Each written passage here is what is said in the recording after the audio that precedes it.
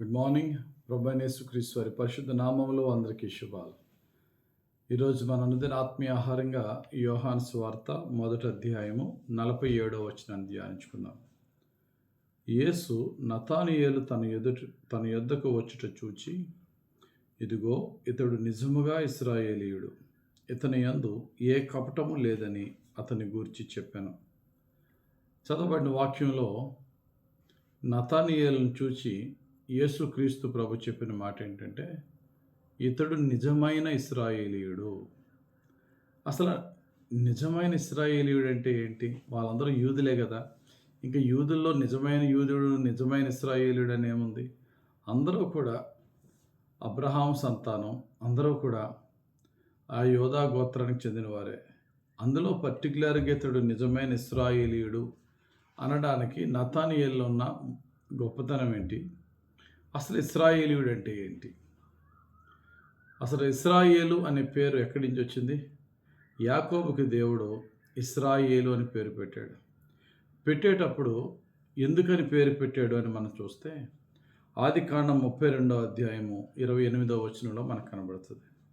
అప్పుడు ఆయన, నీవు దేవునితోనూ మనుషులతోనూ పోరాడి గెలిచితివి గనుక ఇక మీదట నీ పేరు ఇశ్రాయేలే కానీ యాకోబు అనబడదని చెప్పాను.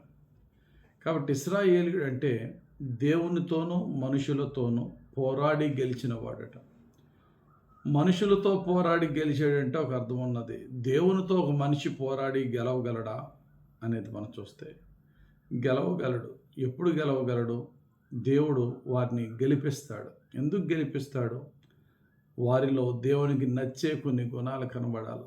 ఏంటవి? భక్తుడైనటువంటి యాకోబు దేవునితో పోరాడి గెలిచి ఇశ్రాయేలు అని పేరు పెట్టబడ్డానికి మనం 32వ అధ్యాయము ఆదికాండం 28వ వచనం చూసాం. పైనున్న 27వ వచనంలో యాకోబుని దేవుడు నీ పేరేంటి అని అడుగుతాడు. తన తండ్రి దగ్గర మోసం చేశాడు. కళ్ళు కనబడిన ఇస్సాకు దగ్గర అన్న పేరు చెప్పి దీవెలను దొంగిలించాడు. ఈసారి పరమ తండ్రి అడుగుతున్నాడు. 27వ వచనం, ఆయన నీ పేరేమని అడుగగా అతడు యాకోబు అని చెప్పాను. గమనించండి, ఇక్కడ యాకోబులో సత్యాన్ని ఇక్కడ మనం చూడవచ్చు. 20 సంవత్సరాల క్రితం యాకోబు వేరు, 20 సంవత్సరాల తర్వాత యాకోబు వేరు. 20 సంవత్సరాల క్రితం యాకోబు ఒక మోసగాడిగా ఉన్నాడు.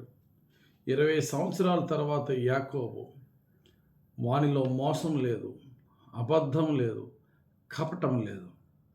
మోసము, అబద్ధము, కపటము లేని వ్యక్తిగా మారిన తర్వాత ఇక నువ్వు యాకోబువు కాదు, ఇశ్రాయేలువే. ఈరోజు ప్రభు చెప్తున్న మాట ఏంటంటే, నీలో అయినా నాలో అయినా ఇశ్రాయేలు అని పిలువబడాలి అంటే మోసము లేని జీవితం, కపటము లేని జీవితము, ఏ విధమైనటువంటి అబద్ధము లేని జీవితం మనలో ఉంటే, సత్యముతో మనం ఉంటూ యథార్థంగా జీవిస్తూ నీతిగా ప్రభు దృష్టికి అంగీకారంగా మనం ఉంటే మనమే నిజమైన ఇశ్రాయేలీలు. అబ్రహాముకు పుట్టినంత లోపల మనం ఇశ్రాయేలులం కాదు. హృదయపూర్వకంగా దేవుని వెతికే వాళ్ళముగాను, నిజాయితీ గల వారముగాను, హృదయములో కపటము లేని వారముగాను, దేవుని యొద్ద సత్యంగా నిలిచే వాళ్ళముగాను మనం ఉంటే మనమే ఇశ్రాయేలీలు. కానీ యోహాను సువార్త 8వ అధ్యాయం 39వ వచనంలో అదే నిజమైన బయోలాజికల్ ఇశ్రాయేల్ అంటే అబ్రహాం రక్తం పంచుకొని పుట్టిన వారిని దేవుడు ఏమన్నాడు తెలుసా? మీరు సాతాను పిల్లలే కానీ అబ్రహాం పిల్లలు కాదన్నాడు. యోహాను సువార్త 8:39లో. రోమిలికి రాసిన పత్రిక 2వ అధ్యాయము 28, 29వ వచనంలో పౌలు ఏమన్నారంటే, మేము ఇశ్రాయేలీలు, మేము యూదులు అని చెప్పుకుంటున్నారు. నిజమైన యూదుడు శరీరానికి సున్నతి కలిగిన వాడు కాదు, హృదయానికి సున్నతి కలిగిన వాడు. అంతరంగంలో యూదుడైన వాడే యూదుడు తప్ప బాహ్యంగా యూదుడైన వాడు యూదుడు కాదు. కాబట్టి ఈ రోజున క్రైస్తవుడు ఎవరంటే నీళ్ళల్లో మునిగేసి లెగిసిపోతే క్రైస్తవుడు కాదు. తన హృదయాన్ని మార్చుకుని దేవునికి తన జీవితాన్ని అప్పగించుకుని ఆయన ఆత్మతో నింపబడి సత్యం పలుకుతూ నీతిగా బ్రతుకుతూ కపటము లేకుండా యథార్థంగా జీవించి హృదయపూర్వకంగా దేవుని వెతుకువారమైతే మనమే నిజమైన ఇశ్రాయేలీలము, దేవుని ప్రియమైన ప్రజలము, దేవుని చేత గెలుపు పొందుకునే వారము. కాబట్టి మనమందరము కూడా ఆత్మలో కపటము లేని వారిగా జీవించి నిజమైన ఇశ్రాయేలుగా మారదాం.